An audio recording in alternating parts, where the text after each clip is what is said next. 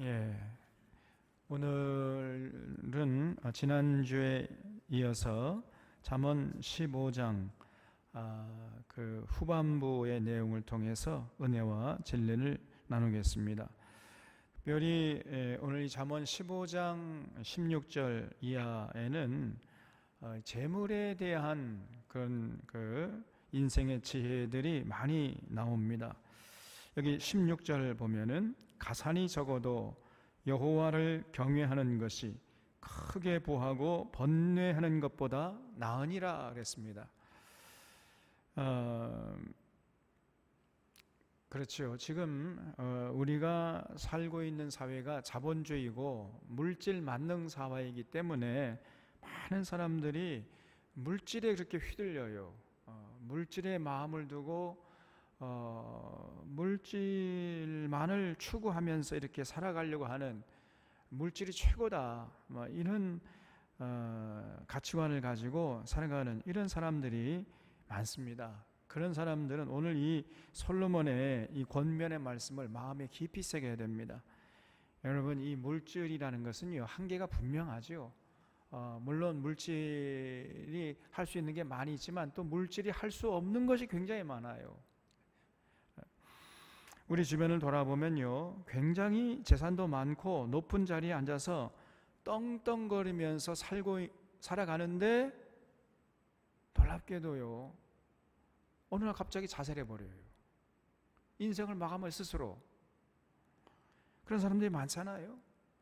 또 설사 자살까지는 안 해도 굉장히 돈도 많고 높은 자리에 앉아 있는데 그냥 감옥을 제 집 드나드는 것처럼 그렇게 드나드는 사람들이 있어요. 이해가 잘 안 되지요. 그런데 그것이 현실입니다. 여러분, 크게 부하고도 불행하게 사는 사람들이 너무나 많은 거예요. 크게 부하는데 사실 그 실제적으로 삶의 그 내용을 가만히 들여다보면요, 굉장히 번뇌하는 이런 사람들이 많습니다.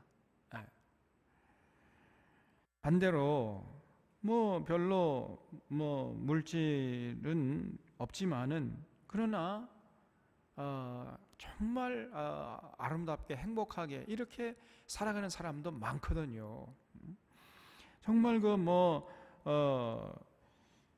소박하게 이렇게 살아가지만은 그러나 여호와를 경외하면서 또 주변 사람들과 더불어가면서 이렇게 아름답게 살아가는 참 향기로운 사람들이 많이 있는 겁니다. 여러분, 이 행복이라는 건 절대로 물질에 의해서 좌우되는 것이 아니에요. 행복은 뭘로 좌우되느냐? 신앙으로 좌우되는 줄로 믿습니다. 여러분, 옛날에 우리가 하도 못 살았기 때문에 잘 살아보세, 잘 살아보세, 우리도 한번 잘 살아보는 게 그게 그냥 뼛속까지 소원이에요. 근데 여러분, 잘 살아보는 게 물론 그것도 우리에게 필요하지만 그것이 최고의 가치가 돼서는 안 된단 말이죠. 행복은요, 절대로 물질에 의해 좌우되는 것이 아니고 신앙에 의해서 좌우됩니다. 그래서 우리가 늘 찬양하잖아요. 뭐라고 찬양합니까? 높은 산이 거친 들이 조막이나, 그 다음 뭐예요? 궁궐이나 내 주 예수 모신 곳이 그 어디나 하늘나라, 초막이나 궁궐이나 내 주 예수 모신 곳, 그곳이 천국이 되는 거예요.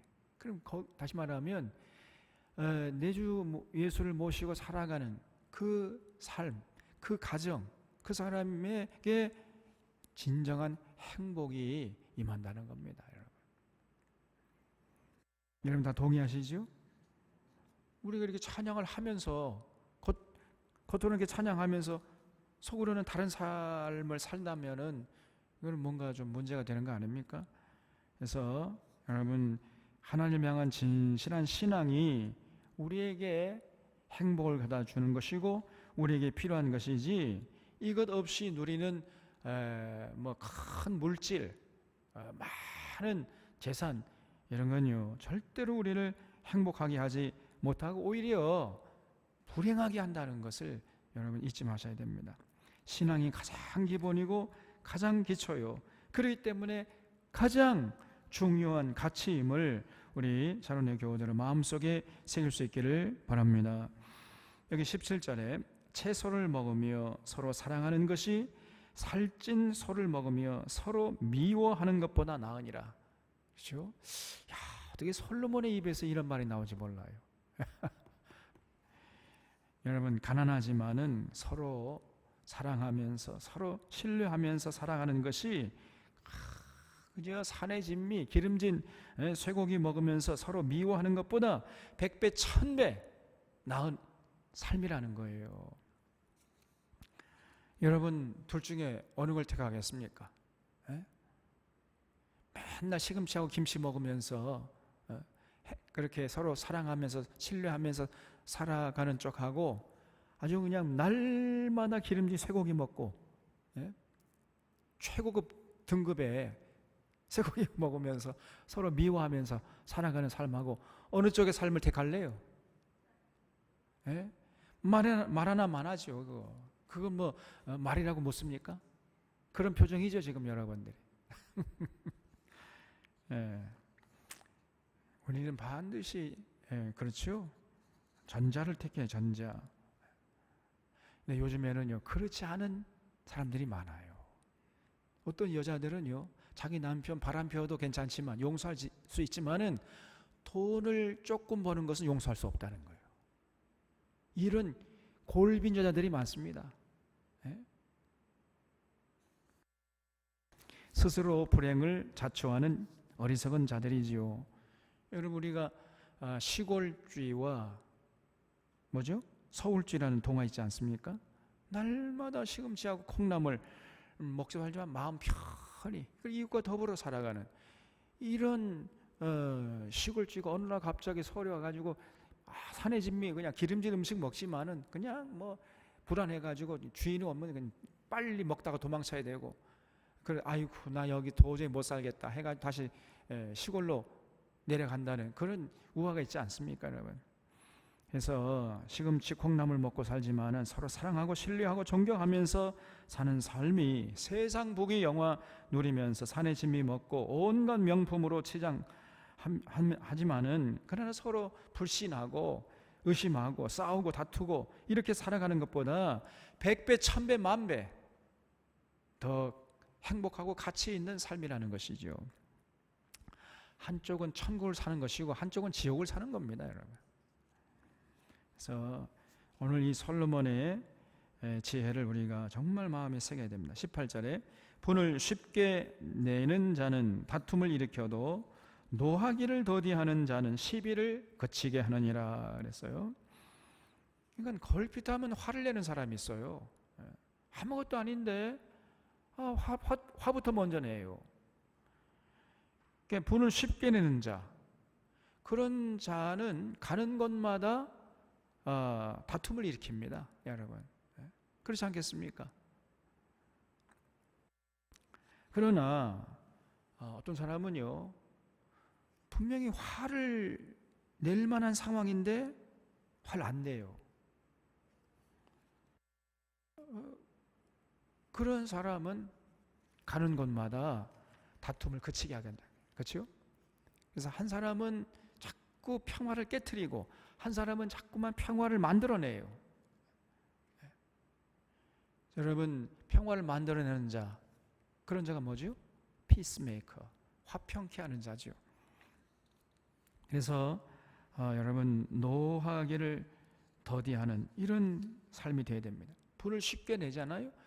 이거는 한번 분을 내면은요 이제 그 다음부터는 분을 또 쉽게 낼 수 있어요.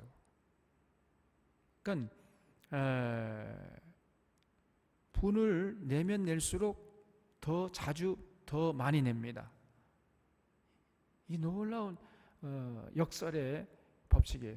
분을 내면은 다음부터는 분을 내지 않을 것 같지만은 한번 분을 내잖아요. 그 다음에는 더 아무것도 아닌 거 가지고 쉽게 분을 낸다니까요. 그래서 여러분 정말 우리가 분을 내는 것, 이걸 좀 두려워해야 돼요. 자꾸 어떤 사람은 자기 감정에 휘둘려요. 그리고 뒷감당 못해. 또 예수님이 말씀하시기를 화평케 하는 자가 복이 있나니 저희가 하나님의 아들이라 일컬음을 받을 것이다 그랬지요. 무슨 말입니까? 평화를 만들어내는 자.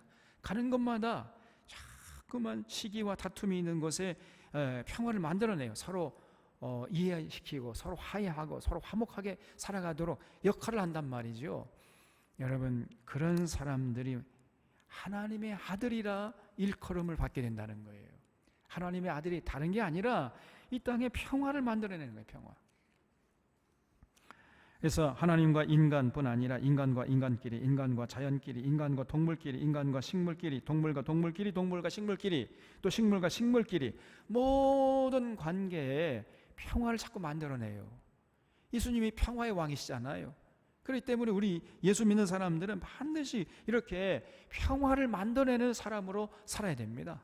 그런 사람이 예수님의 제자들이고 예수님의 자녀들이 되는 것이고 그리고 천국 백성이 되는 거예요. 하나님의 아들이 되는 것입니다. 평화를 만들어내는 자.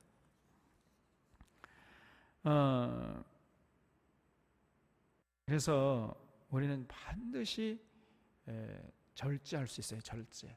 자기 생각과 자기 감정을 컨트롤할 수 있어야 됩니다. 절제 열매. 늘 이것을 위해서 기도해야 돼요. 성령의 열매 중에 하나가 절제 열매 아닙니까? 그래서 특별히 자기 이해관계가 걸린 문제에 대해서는요 절대로 화를 내면 안 됩니다.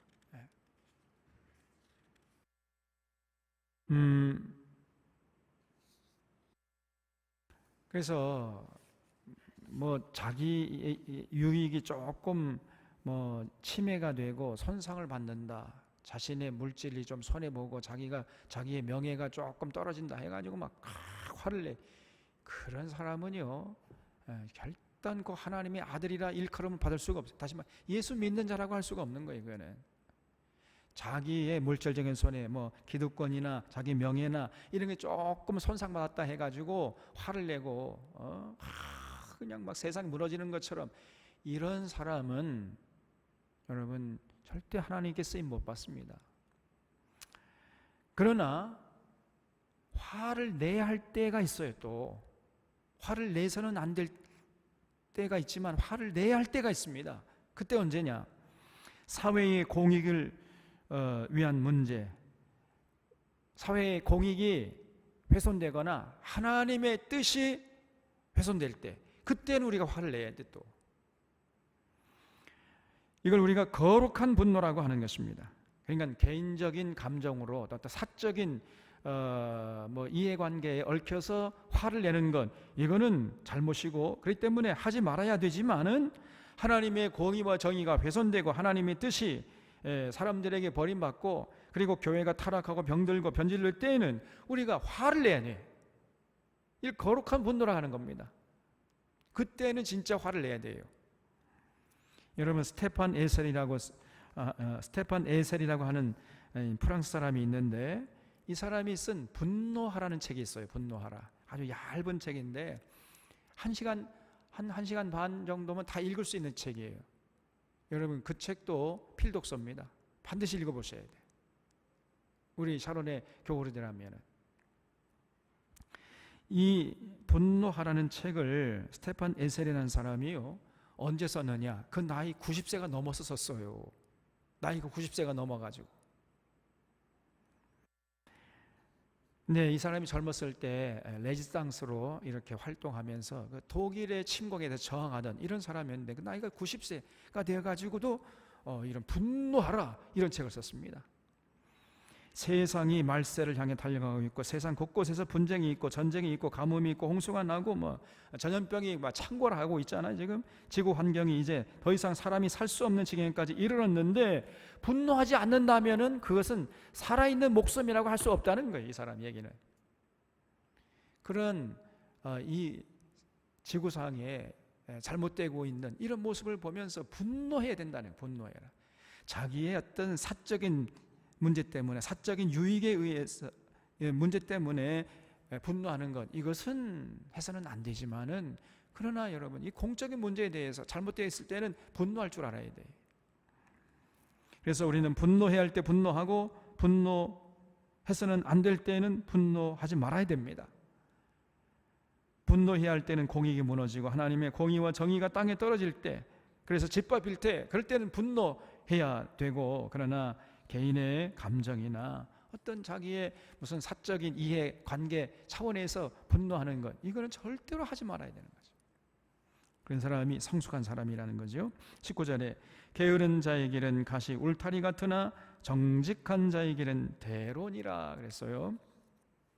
여러분, 게으른 자의 길은 가시 울타리 같다, 힘들다는 거죠. 그러면 게으른 자의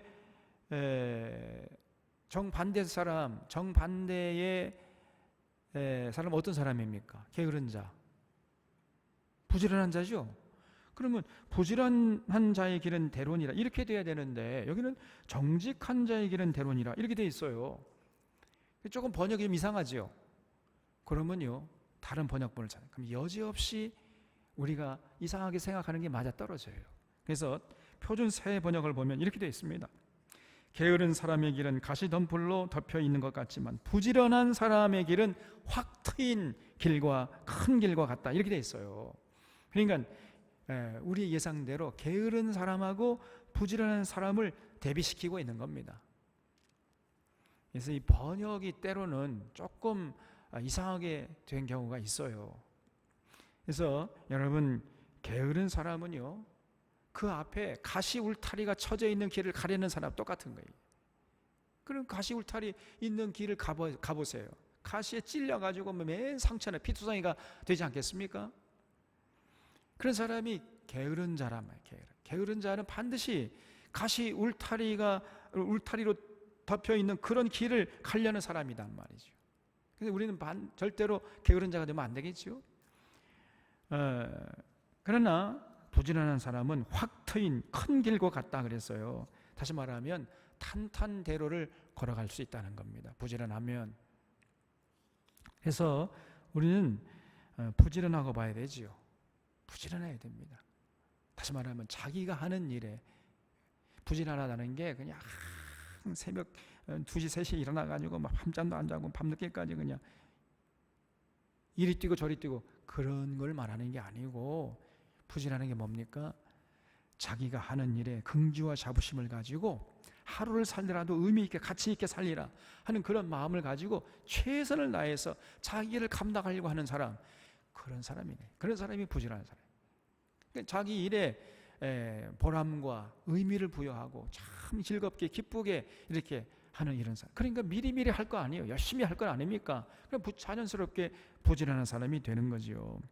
그래서 넘치는 긍지와 자부심을 가지고 기쁨으로 자발적으로 성실하고 정직하게 이렇게 살아가는 사람, 이런 사람이 부지런한 사람이에요.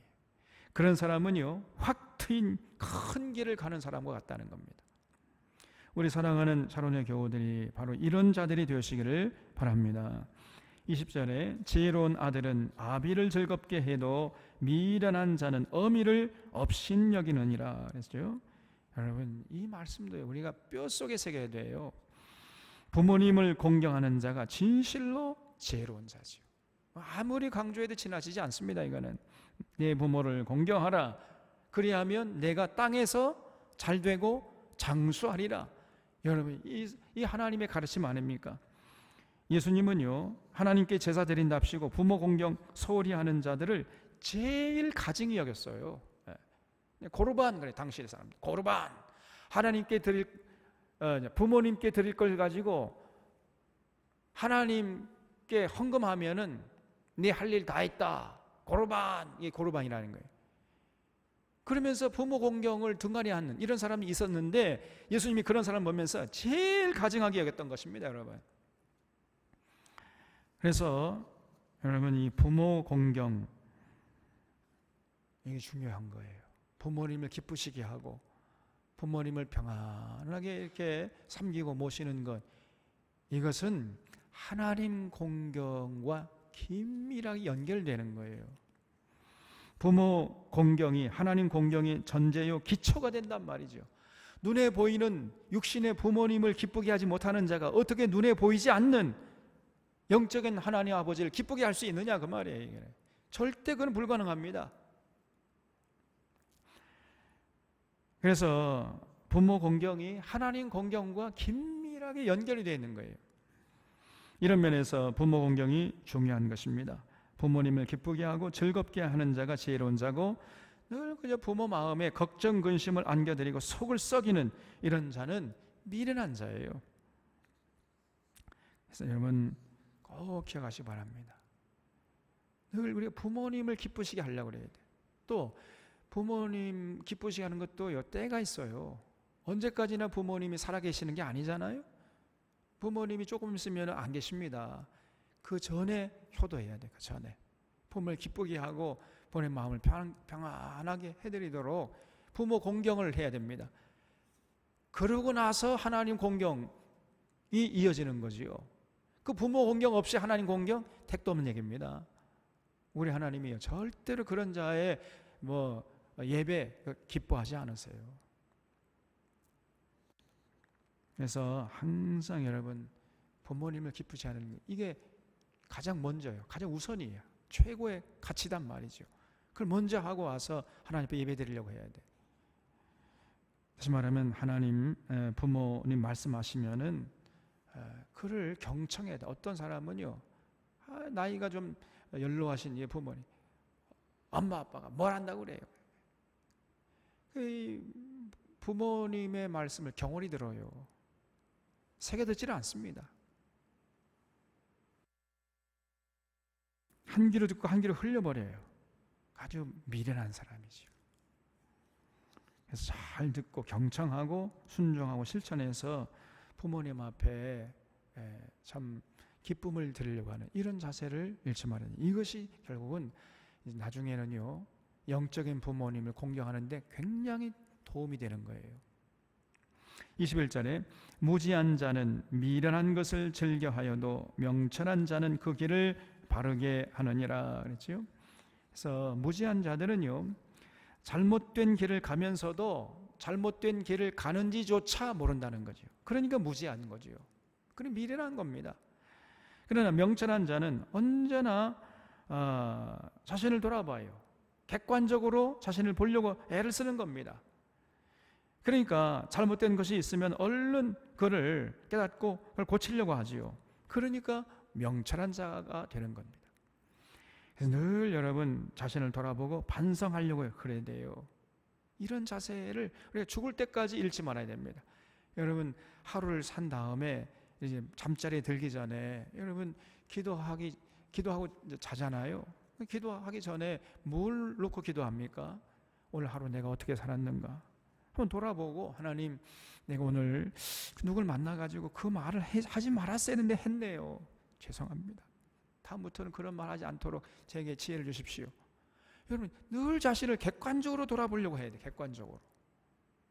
그런 사람이 지혜로운 사람이에요. 늘 자신을 돌아보고 반성하려고 하는 이런 사람이 결국은 명철한 자입니다. 그런 사람이. 근데 어떤 사람은요 자신의 삶을 돌아보려고 하진 않아요. 그러니까 아무리 옆에서 좀 이렇게 깨닫게 해주려고 해도 전 듣지 않습니다. 돌아보려고 하진 않으니까요. 그러니까 미련한 자가 될 수밖에 없는 거예요. 그게. 22절에 의논이 없으면 경영이 무너지고 지략이 많으면 경영이 성립하느니라 그랬죠. 여기서 의논이란 말, 히브리 말로 야하츠라는 단어인데 이 말은 충고하다, 협의하다, 상의하다 이런 뜻이에요. 그러니까 충고하거나 또 상의하거나 협의하는 거, 이게 반드시 있어야 된다는 거예요. 그것이 없으면은 자기가 계획하는 것이 절대로 이루어지지 않는다는 겁니다. 경영이 무너지게 돼요.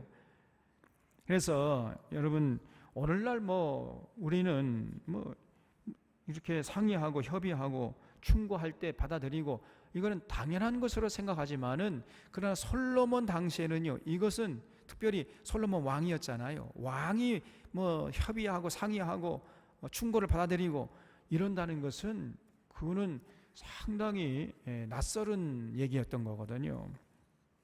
아주 파격적인 것이었던 겁니다. 당시 왕은요, 절대 권력을 갖고 있었기 때문에 아무 뭐 협의도 없이 의논 없이 상의도 없이 그냥 자기 혼자 독단적으로 결단해서 추진할 수 있는 그런 권한이 있었잖아요. 근데 그렇게 하면 안 된다는 겁니다. 그러면은 경영이 성립될 수가 없다는 거지요. 절대 권력을 가진 자일수록 여러분 명철한 사람, 지혜로운 사람을 불러 모아가지고 서로 상의하고 협의해야 돼요. 그래야 경영이 무너지지 않는 것입니다. 그래서 여러분 높은 자리에 나아갈 사람, 다시 말하면은 대통령이 되거나 오늘날 무슨 큰 어떤 공동체의 리더가 되는 사람은요, 반드시 참모를 잘 둬야 돼요. 참모가 중요한 거예요. 그 주변에 포진되어 있는 그 사람들이 올곧은 사람들로 포진되어 있어야 돼요. 그래야 그 리더가 제대로 된 리더십을 발휘할 수가 있는 것입니다. 이 제갈공명과 같은 이런 참모가 있는 왕은 정말 행복한 왕이 될 수 있는 거지요. 그래서 여러분 최종 결정은 물론 뭐 리더가 해야 되겠죠. 리더가 해야 되지만은 결정하기 전에 반드시 주변의 참모들과 서로 생각을 나눠야 돼. 서로 상의하고 협의해야 돼요. 자기가 리더니까 내 생각대로 내 주장대로 해야 된다. 이렇게 해라. 이거는 그러면 경영이 무너져 버립니다. 그렇게 하면 안 돼요. 아무리 왕이라 할지라도 여러분 반드시 참모, 올곧은 참모를 둬가지고 그 참모들과 협의하고 상의하고 그래서 최종 결정은 물론 리더가 하는 거죠. 왕이 하는 거지요. 왕이 하면은 이제 그걸 이제 모든 공동체 사람들은 따라줘야 되는 거지요. 그래야 나라가 올바로 세워지고 유지될 수 있다는 겁니다. 그래서 여러분 반드시 이렇게 해야 돼요. 의논이 없으면 경영이 무너진다. 그러나 지략이 많으면 경영이 성립하느니라. 이것도 우리가 뼛속에 새겨야 할 말이에요. 우리가 여기서 반드시 짚고 넘어야 할 것은요, 진리는 다수결로 결정되는 것이 아니다, 그 말이에요. 여러분 진리는요 다수결로 결정되는 게 아니지요. 진리는 진리 자체로 단독적으로 존재해요. 많은 사람들이 찬성한다고 해서 비진리가 진리가 되는 게 아닙니다. 또 많은 사람들이 반대한다고 해서 진리가 비진리가 되는 게 아니에요. 진리는 그 진리 자체로 그냥 진리야. 천만인이 옳다고 한다 할지라도 여러분 진리가 아닐 수가 있습니다. 그렇죠? 그러나 천만인이 반대한다 할지라도 그것이 하나님의 뜻이라면 그건 진리일 수가 있어요. 그렇잖아요? 진리는 절대로 다수결로 결정되는 게 아닙니다. 그러나 대부분 많은 사람들이 옳다고 하거나 인정하거나 찬성하면은 그것이 진리일 가능성이 많은 거지요. 그래서 우리가 집단지성이라는 말을 씁니다. 집단지성. 대부분 집단지성이 옳죠. 그러나 집단지성이 틀릴 수도 있어요. 이번 같은 경우죠. 이게. 여러분 서울시장, 부산시장 이번에 제가 볼 때는요, 이 선거를 잘못한 거야. 민심이 잘못된 선택을 한 겁니다, 여러분. 집단지성이 틀린 거예요, 이번에. 그럴 수가 있습니다. 그런 걸 분별할 수 있어야 돼요. 우리가 그 정도가 돼야 됩니다. 예를 들어서 출애굽한 이스라엘 백성들이 이제 40일 동안 정탐하고 돌아온 다음에 보고를 했지요. 그 10명은 이 가나안 땅, 적과 꿀이 흐르는 땅, 우리가 절대로 차지할 수 없습니다. 왜냐하면 거기는 안악자손이 있어가지고 우리는 그들에 비하면 메뚜기 같이 보여가지고 다 맞아 죽을 겁니다. 그냥 이렇게 절망적인 부정적인 보고를 했어요. 그러니까 그 보고를 받고 200만 명이나 되는 사람들이 있어요. 아이고 우리 다 죽었구나 그냥 이렇게 그 10명 정탐꾼의 말을 듣고 절망해버렸죠. 다시 말해 10명의 정탐꾼의 보고를 선택해버린 거예요. 그런데 딱 2명 여호수아와 갈렙은 아니다. 저 땅은 하나님이 우리에게 주신 땅으로 우리가 올라가면 취할 수 있다. 저들은 우리의 밥이다. 하나님이 우리가 함께 하시니까 우리가 올라가서 취합시다. 이렇게 나갔잖아요. 그런데 오히려 그런 여호수아 갈렙을 때려 죽이려고 했어요. 때려 죽이려고 하고 부정적인 보고를 10명의 정탐꾼의 말을 옳다고 하면서 아이고 안 되겠다. 우리가 다른 제도를 세워가지고 애굽으로 돌아가 버리자. 이렇게 선택을 해버렸습니다. 제가 보니까 이번에 선택이 똑같은 그런 거랑 똑같은 거예요.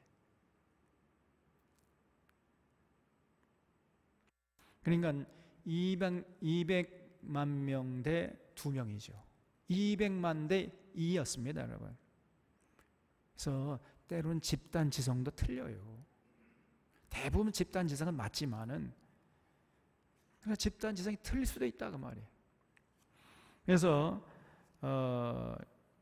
대부분 보편적으로 볼 때는 집단 지성이 맞겠지요. 그래서 민심이 천심이라 하는 이유가 여기 있는 거 아닙니까? 그러나 여러분 틀릴 수 있다는 것을 언제나 열어놓아야 돼 또. 그래서 오늘 이 솔로몬의 인생에 대한 지혜를 우리가 받아들이면서도 그게 전부가 아니다. 솔로몬 물론 그 당시에 솔로몬의 격언은 이 지혜는요 우리가 받아들여야 되겠죠. 그래서 왕이라 할지라도 아무리 권력자라 할지라도 지혜를 모으면은 경영이 성립한다. 이거는 우리가 마음속에 새겨야 되지만은 그러나 또 모든 사람이 찬성한다 해서 비진리가 진리가 되는 것도 아니단 말이에요. 이것까지도 염두에 두고 생각을 해야 돼. 우리가 솔로몬보다 한 단계 위입니다 지금. 무슨 말인지 이해가 되십니까 지금? 세상이 왜 이렇게 조용합니까? 23절에 사람은 그 입의 대답으로 말미암아 기쁨을 얻나니 때에 맞는 말이 얼마나 아름다운고 그랬어요. 그래서 여러분 때에 맞는 말, 시적절한 말이죠. 때에 맞는 말이라는 게 시적절한 말, 이게 정말로 중요한 거죠. 여러분 이렇게 시적절한 말을 하는 사람이 진짜 지혜로운 사람이에요. 말을 할 때와 입을 다물 때가 있는 거죠. 시적절한 말. 그런 사람은 분위기를 아주 부드럽게 하고요. 그리고 아주 사람들을 기분 좋게 하고 행복하게 만들어가지고 그러는 사람들이 사실은 세상을 이끌어가는 사람이 되는 것입니다. 그래서 아무리 이 23절의 말씀은 강조해도 지나치지 않는 거예요. 그 사람은 그 입에 대답으로 말미암아 기쁨을 얻나니 때에 맞는 말이 얼마나 아름다워. 때에 맞는 말을 우리가 하려고 애를 써야 됩니다. 이런 사람이 진짜 지혜로운 사람이에요. 24절 지혜로운 자는 위로 향한 생명길로 말미암음으로 그 아래에 있는 수호를 떠나게 되느니라 그랬죠. 참 지혜는 음부 즉 어둠의 세계를 떠나게 하는 것이죠. 그리고 자꾸만 이제 위를 향해서 다시 말하면 생명길을 향해서 나아가도록 도와주는 거예요. 그것이 참 지혜가 아니겠습니까? 반대로요. 미련은 뭐냐? 자꾸만 어둠의 세계로 스스로를 밀어 넣어요. 그래서 지옥길로 향하게 만들어가 버립니다. 그러면서도 그 길을 가는지조차도 모르게 만들어요. 그것이 바로 미련입니다. 미련. 바울은 디모데에게 성경은 능히 예수 그리스도 안에 있는 구원에 이르게 하는 지혜가 있게 하느니라 그랬죠. 여러분 구원에 이르게 하는 지혜, 우리가 이런 걸 사모해야 할 거 아니에요. 우리를 정말로 구원에 이르게 하는, 우리 천국길로 하고 생명길로 인도해 주는 그런 지혜, 그걸 우리가 사모해야 할 거 아니겠습니까? 그게 어디에 있다고요? 성경에 있대요. 성경에. 여러분 성경을 사랑하고 성경을 읽고 묵상하고 성경을 가르치고 배우려고 하는 이런 사람이 진짜 지혜로운 자. 그런 사람은 자꾸만 위로 향한 생명길로 가려고 하는 것이고요. 또 반대로 미련한 사람은 자꾸만 아래로 가가지고 자꾸 지옥으로 내려가요. 그러면서도 그 사실조차를 모르고 있단 말이죠. 25절에 여호와는 교만한 자의 집을 허시며 과부의 지게를 정하시느니라. 참 이 말씀도 귀한 말씀이죠. 여러분, 늘 제가 반복해서 말씀드리지만은 교만하는 것은 하나님이 가장 가증히 여기는 모습이라는 것이죠. 그래서 교만은 패망의 선봉이다. 우리가 이 말을 뼛속 깊이 새게 된다 그랬죠. 그 인류 역사 속에서 둘째 가라고 하면 서러워할 사람들 전부 다 교만하다가 망해버렸습니다. 교만한 사람 치고 망하지 않은 사람이 없어요, 여러분. 솔로몬도 그랬고, 이 잠언을 썼던 솔로몬도 결국 교만하다 망한 거 아니에요? 아합도 그랬고, 사울도 제일 처음에는 아주 겸손했는데 조금 왕이 돼가지고 까불까불 하다가 그냥 금방 교만해져가지고 하나님께 버림받았잖아요. 그럼 망해버렸습니다. 사울도, 빌라도도 마찬가지, 나폴레옹도, 나치도 전부 다 수많은 사람들이 교만하다 망해버렸습니다. 공동체도 마찬가지입니다. 여러분, 조금 국력이 강하다고 해가지고 군세력이 세지면 교만해지는 게 나라가, 그러면은 망하는 것이요. 남은 것은 망할 일밖에 없는 겁니다. 여러분, 아수르 제국, 바벨론 제국, 페르시아 제국, 헬라 제국, 로마 제국, 비잔틴 제국, 오스만 투르크 제국, 나폴레옹 제국, 대영 제국, 나치 제국, 일본 제국 등등 교만하고 망하지 않은 나라가 있으면 한번 내보세요. 한 나라도 없습니다. 전부 망했어요. 그 연장선상에서 지금 군사력이 있다고 해가지고 까불까불대는 그런 나라도 망할 겁니다. 틀림없어요. 조금 두고 보세요. 그래서 여러분, 이거는 개인이나 공동체나 똑같습니다. 절대로 교만하면 안 돼요. 교만하면 개인이나 공동체나 망하는 겁니다. 그리고 우리 하나님은 과부의 지게를 정하신다 그랬죠?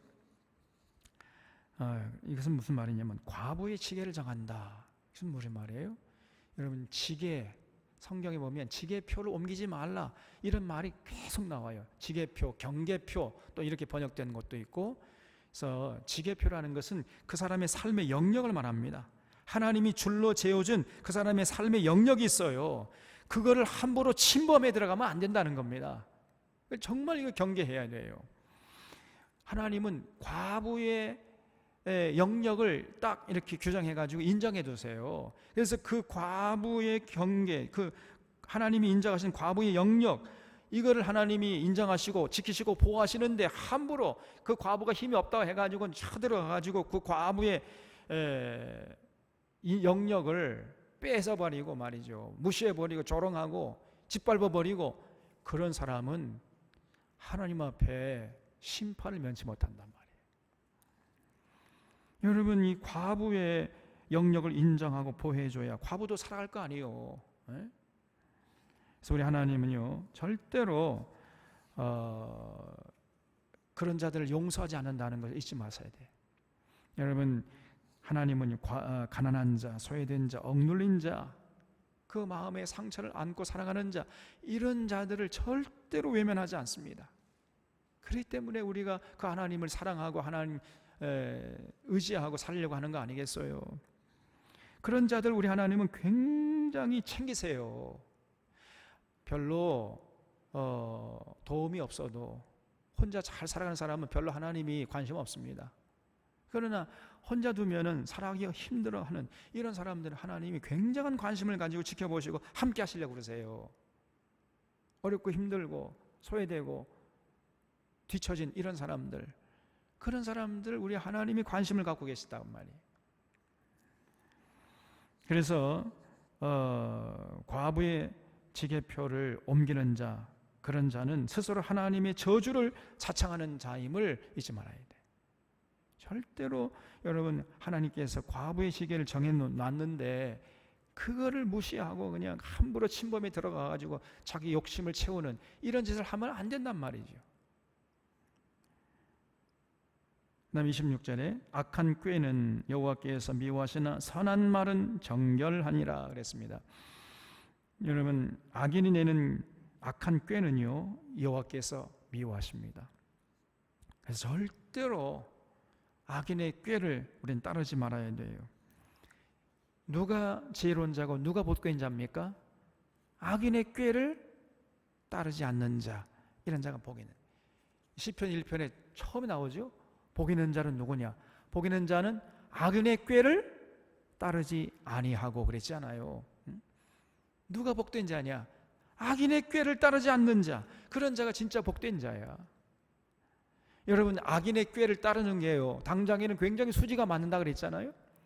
그렇기 때문에 많은 사람들이 악인의 꾀를 따라요. 왜냐하면 그 악인의 꾀를 따르면 거기서 얻는 반대급부가 있기 때문에, 굉장한 게 있습니다. 그렇기 때문에 많은 사람들이 악인의 꾀를 따라버리고 말아요. 당장 눈앞에 있는 그 반대급부 때문에 자기가 망할 줄도 모르고, 그 길이 지옥길인데, 그게 사망길인데, 당장에는 그냥 달콤하니까 그 악인의 꾀를 따르고 마는 겁니다.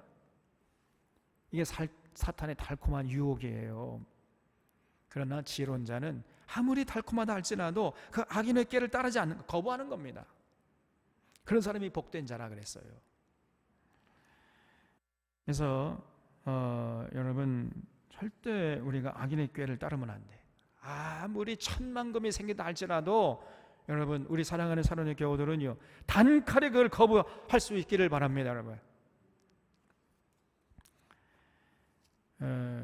그리고 여러분, 늘 우리는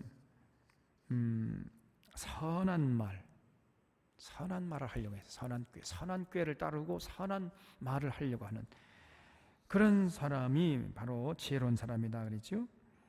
선한 말은 정결하니라 그랬습니다. 그래서 항상 우리가 남을 칭찬해요. 칭찬해주고 격려해주고 세워주고, 그리고 하나님의 영광을 찬양하고 하나님의 은혜에 감사하고, 그런 말을 자꾸 하려고 해야 돼. 이게 선한 말입니다. 그런 말은 정결한 거예요. 이런 말을 구사하는 그런 사람들이 하나님의 사랑을 받는 것이고, 그 사람에게 하나님이 함께 하신다 하는 걸 잊지 마세요.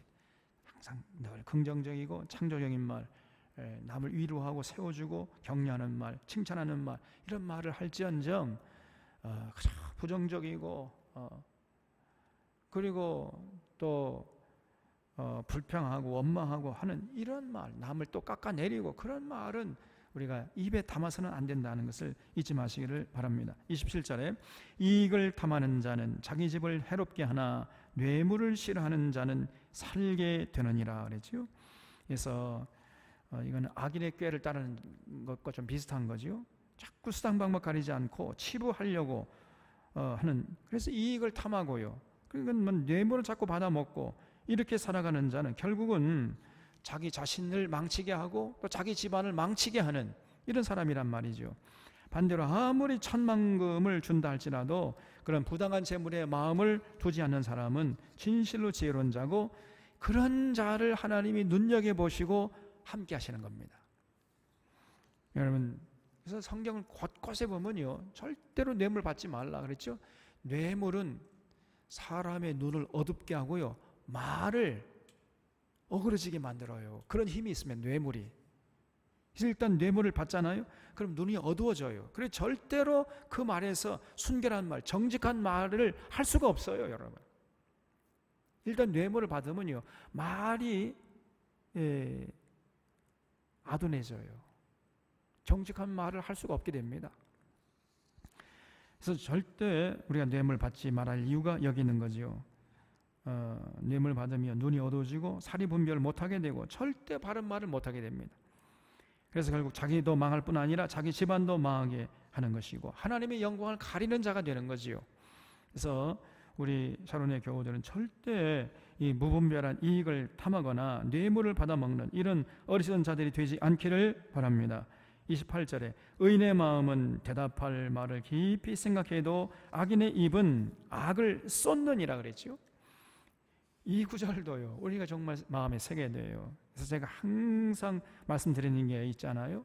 우리가 말을 하기 전에 10번 생각해야 된다. 10번. 10번 생각하고 한 번 말을 해라. 누가 의인입니까? 입이 무거운 사람이에요. 그런 사람이 의인입니다. 깊이 생각하고 신중하게 말하려고 하는 이런 자세를 잃지 않는 사람, 이런 사람이 의인이고요. 반대로 누가 악인이냐? 그냥 생각나는 대로 즉흥적으로 말을 해버려요. 가볍게 말을 하는 사람, 그런 사람은 자기도 모르는 사이에 악인이 되어버려요. 여러분, 일단 이 말이라는 게 이 입에서 이게 나오잖아요. 입에서 나오면 그 말이요, 우리 입에서 나온 말이 객관적인 인격이 되어버려요, 이게. 그래서 이게 좋은 말이면은 선한 영향력을 행사합니다. 그 말이 자꾸 말이 이게 떠돌아다니면서 사람들을 위로하고 격려하고 칭찬하고 공동체를 세워가고, 이게 좋은 영향력을 행사해요. 근데 그게 악한 말이거나 나쁜 말이잖아요. 그러면 그 말이 막 떠돌아다니면서 공동체를 파괴하고 수많은 사람들의 마음에 상처를 주고, 그런 힘이 있다는 거예요. 이 말에는요. 말의 힘이라는 책도 있습니다. 그 책을 우리가 봐야 돼요. 이규호라는 사람이 썼는데 그 책도 우리가 볼 필요가 있습니다. 그래서 이 말이 여러분 굉장히 중요합니다.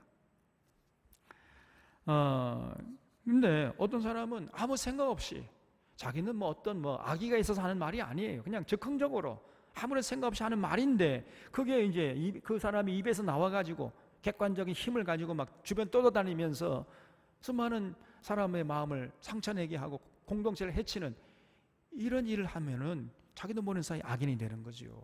그렇지 않습니까? 그래서 누가 의인이냐면요, 말하기 전에 깊이 생각하는 거예요. 10번 생각하고 한 번 말해라 그랬잖아요. 항상 우리가 이런 자세를 잃지 말아야 됩니다. 그래서 다른 사람보다 더 깊이 생각하려고 하고, 더 한 번 더 생각하려고 하고, 말하기 전에 더 멀리 보려고 하고, 그리고 나서 조심스럽게 말을 하려고 하는, 늘 이것이 습관이 돼야 돼. 습관이. 어떤 사람 보면요, 항상 보면은 입이 무거운 사람이 있어요. 맨 나중에 말을 해, 이 사람. 회의하다 보면은 말을 안 하는 것이 아니에요. 말을 하기는 하는데 사람들의 말을 다 들어봐요. 다 들어보고 다들 올바른 말을 하고 올바른 결정을 한다고 생각되면 입을 꾹 다물고 있어요. 끝까지 말을 안 해요. 그러다가도 가만히 보니까 조금 좀 다수가 막 이렇게 흥분해가지고 그릇된 쪽으로 결정하려고 하면 그때 한마디 점잖게 딱 던져요. 맨 마지막에. 그런 사람이 주로 누가 하죠? 보통 어른이 그런 역할하죠. 어른이. 그런 사람들은 대개 어른입니다. 그냥 생각 없이 성급하게 말하는 사람들은 어른이 아니에요. 그 입에 어떤 그 말에 권위도 없습니다. 그런 사람은. 그러나 다 들어보고 다들 옳은 말은 얘기한다. 나도 그러면 내가 굳이 이 말을 할 필요가 없다. 그럼 말 안 해버려. 그러다가도 조금 부족한 게 있다 그러면 조심스럽게 한마디 해. 그럼 그 사람의 말에 권위가 생깁니다. 그런 사람이 어른이 되는 거거든요. 여러분, 항상 우리가 그렇게 해야 돼요. 10번 생각하고 말 한 번 하고, 항상 생각을 깊이 하고 멀리 보려고 하고 조심스럽게 말하려고 하는 이런 자세를 잃지 말아야 하는데, 사랑하는 교우들은 우리 솔로몬의 권면을 마음속에 새길 수 있기를 바랍니다. 29절에 여호와는 악인을 멀리하시고 의인의 기도를 들으시느니라 그랬지요. 그러니까 다시 말하면요, 악인의 기도는 아무리 열심히 기도한다 할지라도 하나님이 듣지 않는다는 거예요. 그건 헛수고입니다. 쉽게 말해 헛방이에요. 철야기도 하고 금식기도 하고 산에 올라가서 옛날에 우리 나무 뿌리 그냥 소나무 뿌리 뽑는다고 그랬어요. 그렇게 기도한다 할지라도 악인의 기도는 그는 헛수고입니다. 우리 하나님이 안 들으세요. 아주 귀를 막아버립니다. 그러니까 기도하기 전에 뭘 먼저 해야 돼요? 이런 사람은 악한 삶부터 회개하는, 이것부터 먼저 해야 돼요. 악인이 아무리 기도해봤자 그건 헛수고입니다. 그래서 자신의 악한 삶부터 고쳐야 된다 그 말이에요. 여러분, 야고보서 15장 16절에 보면은 의인의 간구는 역사하는 힘이 크다 그랬죠. 의인의 기도는요, 하나님이 잘 들어주세요. 그래서 역사하는 힘이 큰 것입니다. 엘리야나 엘리사나 이사야나 예레미야나 사도 바울이나 베드로나 이런 의인들의 기도는 정말 역사하는 힘이 컸습니다. 그래서 여러분, 우리가 먼저 우리의 삶이 기도보다 먼저예요. 이게 다른 쪽으로 말하면 우리의 삶이 기도가 되어야 돼. 그 삶 자체가 하나님의 뜻을 이루어드리려고 하는 그런 기도가 되어야 됩니다. 그리고 우리의 기도의 내용은 사실은 우리 삶의 현장에 나가서 하나님의 뜻을 받들어 살 수 있도록 하나님의 뜻을 구하는 기도가 되어야 돼. 그래서 삶 자체가 기도가 되어야 되고, 그렇게 기도하는 내용이 사실 우리 삶이 되어야 돼. 이렇게 기도하는 사람이 진실로 의인이에요. 그런 의인의 기도는 우리 하나님이 응답해 주신단 말이죠. 역사하는 힘이 큰 것입니다. 삶이 기도가 되고 기도가 삶이 되는 이러한 우리 샤론의 교우들의 모습이 될 수 있기를 바랍니다. 30절에 눈이 밝은 것은 마음을 기쁘게 하고 좋은 기별은 뼈를 윤택하게 하느니라 그랬죠. 여러분이 사람이 좋은 기별을 듣는 것처럼 행복한 일이 없잖아요. 좋은 소식, 기쁜 소식, 반가운 소식, 유익한 소식, 이 복음이죠. 복음, 기쁜 소식, 복된 소식. 이 우리 마음을 즐겁게 하고, 우리 마음이 즐거우면 어떻게 됩니까? 이제 그러면 뼈를 윤택하게 해요. 좋은 기별은 뼈를 윤택하게 한다 그랬잖아요. 여러분, 뼈가 윤택하게 되면 또 어떻게 돼? 뼈가 하는 일이 뭐죠? 뼈에서 뭘 합니까? 피를 만들어내. 조혈작용. 그러니까 피가 맑아져요. 그러니까 이게 전부 연결되어 있습니다. 우리가 그 좋은 소식 듣잖아요. 그럼 마음이 기뻐요. 마음이 기쁘면 어떻게 되느냐? 그러면 뼈가 윤택하게 돼. 뼈가 윤택하게 되면 어떻게 되는가? 피가 맑아져요. 피가 맑아지니까 우리의 심신이 건강해집니다. 전부 연결되어 있어요. 반대로 슬픈 소식 듣고 좋지 않은 소식 자꾸 듣잖아요. 그럼 어떻게 되는 거예요? 그러면 마음이 슬퍼져요. 마음이 슬프면 뼈가 말라가. 뼈가 말라가면 뼈가 피를 맑게 하는 이 조혈작용을 못해요. 그럼 피가 혼탁해져. 그러면 우리의 육신이 무너지는 겁니다. 처음에 연결되어 있어요. 그래서 여러분, 질병 중에 상당히 많은 질병이 이런 심리적인, 영적인 연결되어 있다는 것을 잊지 마셔야 됩니다. 폴 튜니어라는 정신과 의사면서 성경을 잘 아는 이런 정신과 의사분이 책을 썼는데, 인간 치유의 길이라는 책을 썼어요. 인간 치유의 길. 이 사람이 병을 아무리 치료하려고 해도 치료가 안 되더라는 거예요. 그래서 병을 치료하려고 하기보다는 사람을 치료하려고 해야 되겠구나, 이렇게 생각한 거예요, 이 사람이. 그래서 인간 치유의 길, 이런 책을 썼다니까. 질병을 치유하는 길이 아니라 인간을 치유해야 된다. 인간. 그 사람의 마음과 그 사람의 정신과 그 사람의 영혼을 치유하는 것이, 이것이 더 급선무라는 거예요. 이런 마음의 병, 영혼의 병이 우리 육신을 망가뜨리는 것입니다. 다 연결되어 있어요, 이게. 그래서 소위 말해서 우리가 이거를 이제 정신병이라, 심리적인 병이다, 스트레스, 이런 쪽으로 얘기를 하잖아요. 그래서 마음이 상해서 오는 병, 또 이 스트레스를 받으면요, 장이 꼬입니다, 이게. 그렇죠? 스트레스를 많이 받는 사람은 이게 호흡이 잘 안 되고요, 막 장이 꼬이게 된다니까요. 그러면 이제 어떻게 됩니까? 장이 터질 수가 있어요, 잘못하면. 그래서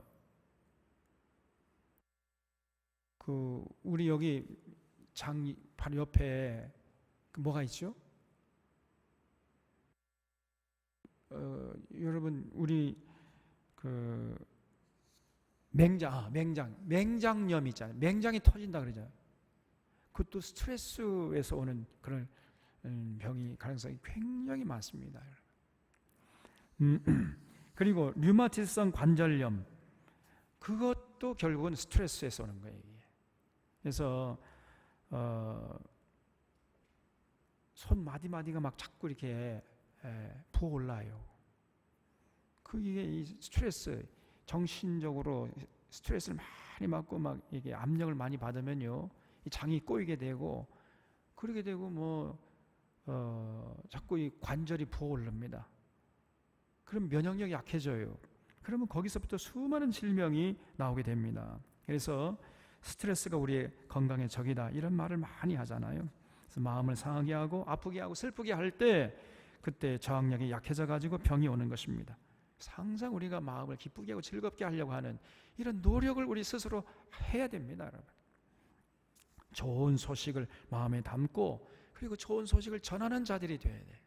기쁜 소식, 복된 소식, 사람을 즐겁게 하는 이런 소식을 자꾸 전하려고 하는 이런 자가 돼야 되고, 자꾸 눈을 어둡게 하고 마음을 아프게 하고 억누르게 하고 두렵게 하고 하는 이 나쁜 소식, 이걸 자꾸 전하려고 하는 이런 사람은 아주 악한 사람이죠. 그걸 경계해야 됩니다. 31절에 생명의 경계를 듣는 귀는 지혜로운 자 가운데 있느니라 그랬죠. 표준 새 번역에는요, 이렇게 되어 있습니다. 목숨을 살리는 책망에 귀 기울이는 사람은 지혜로운 사람들 사이에 자리를 잡는다, 이렇게 되어 있어요. 그러니까 지혜로운 사람은요, 반드시 책망에 귀 기울이는 기도 한다는 거예요.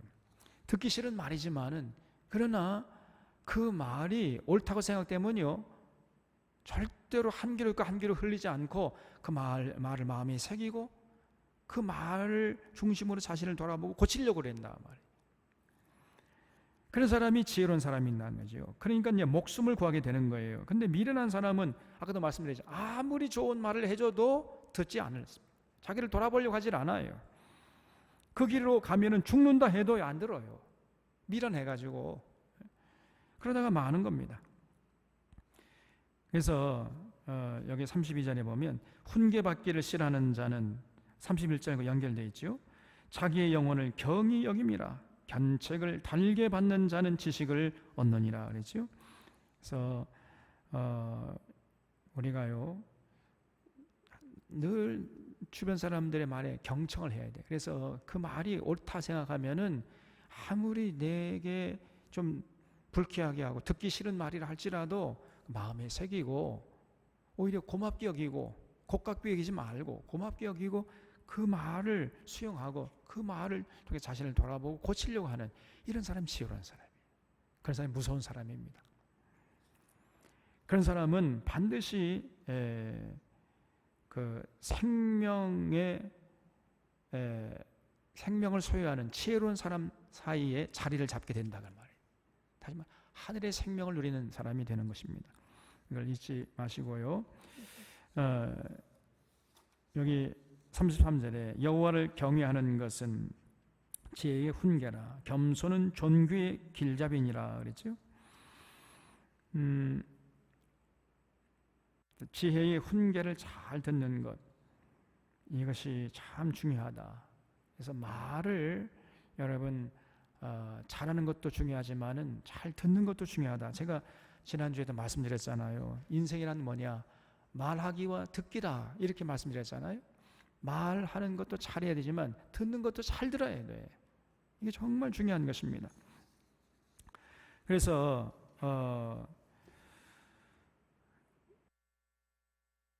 정말 이 지혜로운 사람은요, 잘 들으려고 그래.